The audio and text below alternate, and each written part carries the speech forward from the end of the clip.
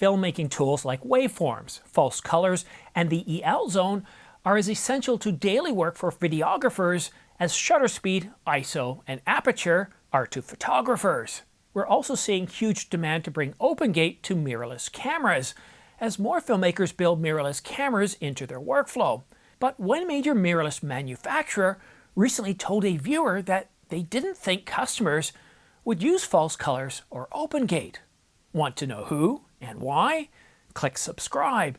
It means more to us than arriving home to our best friend. Hi, I'm Simon, your friendly cinematic scene janitor, sweeping through the news and rumors so that you don't have to, saving you time for more important things like practicing for the Thanksgiving hot dog eating contest. A big thanks to the film guy for bringing us this conversation that he had with a Sony representative. Right now, Sony's stance, according to this rep that we spoke to, was that features like false color, EL zones, and OpenGate don't get used much, so they don't see a lot of value in implementing them. Do you remember when Sony came out with the first A7, the first A7S? Do you remember how Sony was the first to do 4K? And do you remember when Sony was the first, no, I'm not going to say first, they were the leader in innovating that saw them become the #1 in mirrorless camera sales. Sony was coming out with new and exciting cameras every year. Didn't like the current model? No worries, the next one would knock your socks off. But lately it feels like Sony's building cameras with leftover parts from the parts bin instead of using CAD programs to design and engineer the very best. Every camera feels like a derivation of the A7S III, with some new variants getting the same or fewer capabilities, but in a different designed shell. Each new camera is a minor update to the previous, and firmware updates, well, they're a lesson in risk mitigation, rather than delving or delivering new and exciting capabilities. It's almost as if Sony's saying, well, it's good enough, that'll do, let's get it out the door. So why am I triggered here? Why am I ranting? Why am I getting upset here? Well, it's because a Sony representative said that false colors and the EL zone and OpenGate don't get used much. And they're using this key performance indicator, well, measured against nothing because they haven't implemented these capabilities to know if they're going to get used enough in their cameras. Of course they don't get used much because they're not there. None of us used 4K before 2012 because our cameras didn't have the capability. But then it exploded because we used it. We didn't have cell phones before 1980 because they didn't exist. But when they did, boy did we use them. It reminds me of a recent call to Rogers, my local cellular provider. I wanted to get a new phone, but whenever I called in before noon, I got a message saying that the customer care center was closed. And again, this was at 10 in the morning, 11 in the morning, 9:30 in the morning. I didn't understand why, because their hours said they opened up around 7. So when I finally got through after 12 o'clock, they just didn't care. They said that I should have called in normal hours, despite me saying that I did. Then they said that, well, that happens when they have long queues. And I said, well, there were no queues because I used my other phone to call in, got in within 1 minute. They just didn't care. I even put my phone on speaker and had them hear what was happening. Not only didn't they care, they were annoyed because, well, I wasn't buggering off. I was staying there saying, I've got a problem and I need you to fix it. They didn't care. All I got was canned responses to whatever they wanted to give me. I hate it. Sony is starting to feel less like a camera manufacturer and more like an excuse factory. We ask about false colors, EL zone, and OpenGate, hoping to get some ambiguous answer, kind of hinting that, oh, well, we can't tell you about what we're working on right now.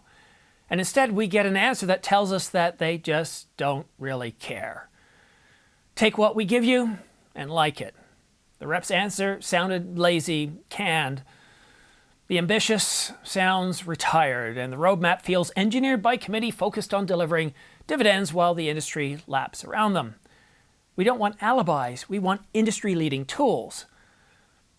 There's an expression, lead, follow, or get out of the way. And I fear that Sony is just getting out of the way. So again, why the rant? Well, features like waveforms ensure that we get exposure bang on every time. We can literally see the frame's highlight, midtones, and shadows live, much the same way that Neo sees the Matrix. And EL Zone is an industry standard version of false colors, allowing us to not only have consistent exposure of the talent, but ensure consistent exposure across different cameras. And OpenGate, the freedom to crop and frame the way we want to. And of course, then there's raw recording internally without any caveats.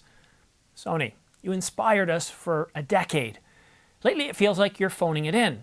Be a leader again. Too often we're hearing that Canon is first to RAW, codecs with better dynamic range and color in low light, exposure tools like waveforms, and now OpenGate. And Nikon's moving too. While we argue with you about features that you don't offer that we don't need and therefore won't be offered because we don't need them. Sony, you're better than this. Again, I'm going to go back to that question as to why. Why this video? Why do I care? This is not an attack on Sony. This is more of a frustration that I've been hearing with many Sony viewers and that I felt myself. The Sony a7S III, I had that camera. It's a terrific camera. I loved it in 2020.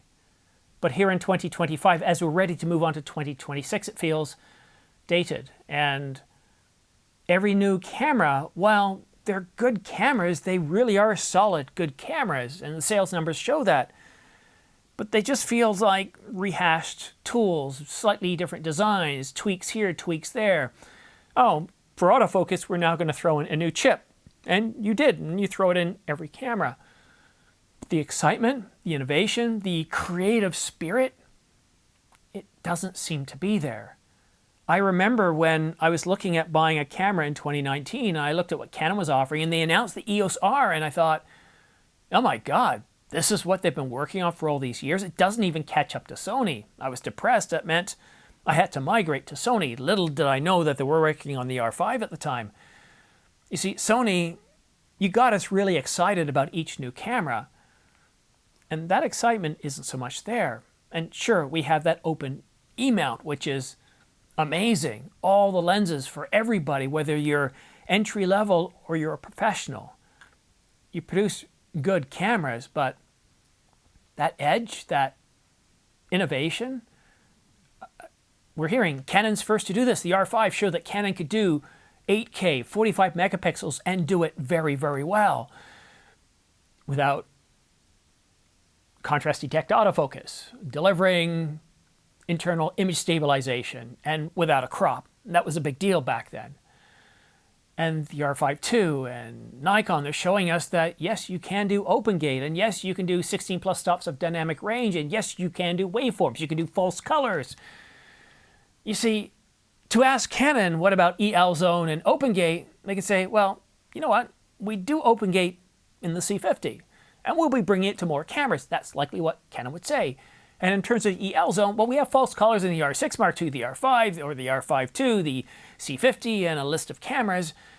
And maybe with some pressure, they'll bring out the EL Zone. EL Zone looks identical to false colors. The difference is false colors on this camera compared to the R6 Mark II versus the C50 are going to produce different results. The EL Zone ensures that if I expose for the talent on this camera and shoot with the R6 Mark II or the C50, everything is going to look like it's shot from the same camera. And that's why EL Zone is, in my view, what we're going to start to see in a couple of years. We're going to see false colors replaced with the EL Zone. But now for something different. I want to welcome foto-koch. How do I say that? Foto-koch. I'm not German, although I have some German heritage, and I apologize for saying it wrong, but foto-koch is an affiliate partner of the channel. And if you're in the EU, you'll find my affiliate links down below with not only Wex for the UK, but foto-koch for the rest of Europe. Using my links below doesn't cost you anything and really does help keep this channel on the air.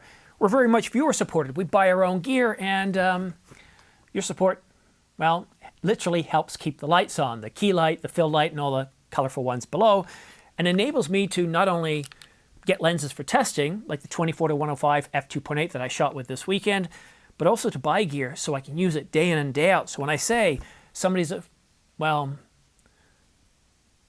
I won't use the word lying, but they're completely off base when it comes to the camera, a lens, or something else. I can say that because it's coming from a point of view that somebody who's had it for a year or years, rather than somebody that had it for the weekend.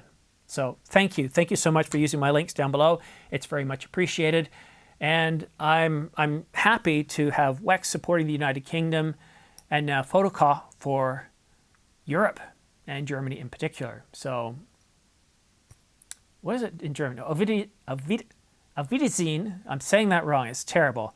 Because I speak with an English dialect, I should be able to do quite well with German, but it's been many years since I studied German. So the problem with living in Central North America is outside, if English is so universal that I've tried learning many languages such as Spanish, German, Mandarin, and French. French is pretty good because I was taught it for many, many, many, many years. And even French doesn't get used here. People want to speak English, and even people who are non-native English speakers choose to speak English. So it's very hard to learn another language and actually keep it. Anyhow, enough of my ranting and all that silliness. Thank you so much for watching, for supporting this channel, for commenting, subscribing, and if you haven't subscribed, please click it. It really does mean an awful lot to us. I want to get to 100,000 subscribers by the end of the year. It's not going to happen. I seem to be getting about 10K a year, and this year I'm about 1K short. Thank you so much for watching. Have yourself a great day, and we'll see you again soon, most likely tomorrow morning at the same time. Thanks for watching.